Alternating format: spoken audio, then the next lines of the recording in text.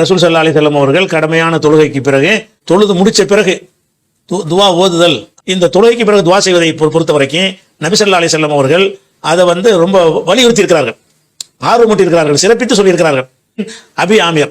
அபு ஆமிர் என்ற உபைத் என்பவருக்காக வேண்டி என்ன செய்யறாங்கன்னா ரசூலுல்லாஹ் துவா செய்யறாங்க. எப்படி செய்யறாங்கன்னு கேட்டா, அந்த மனிதருக்கு துவா செய்யறாங்க. எப்படி? சும்மா ரஃபா யதைஹி, பிறகு தனது இரு கைகளையும் உயர்த்தினார்கள். ஃபகால, சொன்னார்கள், அல்லாஹு மக்ஃபிர் லி உபைதின் அபி ஆமிர், அபு ஆமிர் என்ற உபைதை மன்னிப்பாயாக என்று துவா கையை உயர்த்தினார்கள்.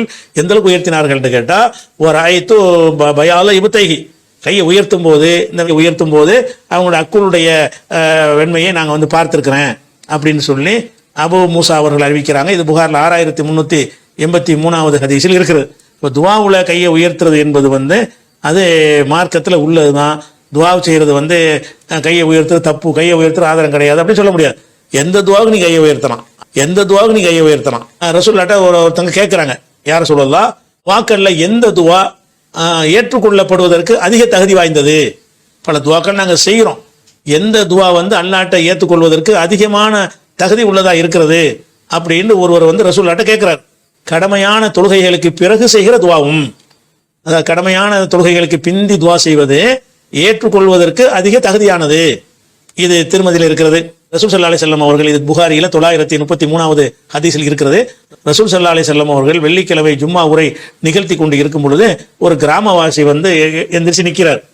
யார சொல்லலாம், அல்லாஹ்வுடைய தூதரே, செல்வங்கள்லாம் அழிஞ்சு நாசமாகிட்டு இருக்கிறது, மழை இல்லாம பஞ்சம் பசியில வாடிக்கிட்டு இருக்கிறாங்க, பொருளாதாரம் அழிஞ்சுக்கிட்டு இருக்கிறது, அதனால ஃபதுல்லாஹ் லனா, எங்களுக்காக நீங்க அல்லாஹ்ட்ட துவா செய்யுங்க அப்படின்னு ரசூலுல்லாஹ்ட்ட ஒருத்தர் கேட்கிறார். மெம்பர்ல துவா செஞ்சிட்டு இருக்காங்க. அப்ப ரசூல் என்ன செய்யறாங்கன்னா, ஃபரஃபா யதைஹி, தனது 2 கைகளையும் உயர்த்தினார்கள். ஆனால் அவர்கள் கையை உயர்த்தி துவா செஞ்சு கையை கீழே இறக்குறதுக்குள்ள மழை வந்து விட்டது அப்படிங்கிற ஒரு செய்தி அன்னைக்கு மழை, அடுத்த நாளுக்கு மழை, அதுக்கு அடுத்து மழை, அடுத்த ஜும்மா வரைக்கும் மழை வந்தது அப்படின்னு சொல்லிட்டு இந்த ஒரு ஹதீஸ் இருக்குது. அப்ப இந்த ஹதீஸ்ல ரசூலுல்லாஹ் என்ன செய்யறாங்கன்னா, பொதுவாக துவா கேட்பதுல கையை உயர்த்தி கேட்பது அல்லாஹ்ட்ட கேட்கறதுக்கு ஒரு முறை தான். ஜும்மாவில் கேட்டிருக்கிறாங்க, ஜும்மாவில் தான் கையை உயர்த்தணும் எடுத்துக்க கூடாது. இதை துவாவுக்கு கையை உயர்த்தலாம். அவங்க மாத்திரம் கையை உயர்த்தவில்லை, ஒரு ரஃபான் நாசு ஐதீஹும், மக்களும் தங்களுடைய கைகளை உயர்த்தினார்கள், அவங்களோட சேர்ந்து அவங்களும் துவா செஞ்சார்கள் அப்படிங்கிற ஒரு செய்தி ரசூலுல்லாஹ்வும் துவா கையை உயர்த்தினார்கள் முதல் சொன்ன ஹதீஸ்ல வருது. இது 1029வது ஹதீஸில் என்ன வருதுன்னு கேட்டா, மக்களும் கையை உயர்த்தினார்கள் வருது. அப்ப ரசூலுல்லாஹ் துவா செய்யும் போது கையை உயர்த்துறது என்பதை இவங்க செய்யும் போது பார்த்துட்டு அவங்களும் செய்யறாங்கன்னா என்ன அர்த்தம்? துவா செய்வதற்கு கைகளை உயர்த்துதல் என்பது ஒரு எதிரானது கிடையாது. இது பொதுவான துவாவுக்குரிய பர்மிஷன்ல அடங்கி விடுகிறது என்பதை பார்க்கிறோம். ரசூல் ஸல்லல்லாஹு அலைஹி வஸல்லம் நமக்கு என்ன சொல்லியிருக்கிறாங்கன்னு கேட்டா, உங்க துவா செஞ்சு அல்லாஹ் ஏத்துக்கு நீங்க விரும்புனீங்க என்று சொன்னா கடமையான தொழுகைக்கு பிறகு செய்யறது தான் சிறந்தது என்று அவங்களுடைய சொல் மூலமான ஒரு வழிகாட்டுதல் இருக்கிறது. சொல் செயல் அங்கீகாரம் 3 தானே ஹதீஸுங்கிறது. அப்ப ரசூலுல்லாஹ்வுடைய சொல் ஆதாரம் இருக்கும்போது இது எப்படி அவங்க பிதஅத்துமாங்க?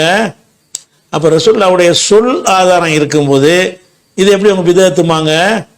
புகாரில 844வது ஹதீஸில் வருது. இது ஒவ்வொரு கடமையான தொழுகைக்கு பின்னாடி கூறுபவர்களாக இருந்தார்கள். அல்லாஹும்ம லா மானியா லிமா ஆதைத வலா முஅதி லிமா மனஅத வலா யன்ஃபவு அல் ஜத்தி மின்கல் ஜத்து என்பதை கடமையான தொழுகைக்கு பிறகு ரசூலுல்லாஹ் ஓதுவார்கள் அப்படின்னு இருக்குது. இதுல அல்லாஹும்மன் இறைவன் கூப்பிட்டு இறைவா, ஆனா இதுவும் துவா தான், ஒவ்வொரு தொழுகைக்கு பிறகும் ஓதுவாங்கன்னு இருக்குது. கடமையான ஒவ்வொரு தொழுகைக்கு பிறகும் இதை ஓதுவார்கள் வருகிறது.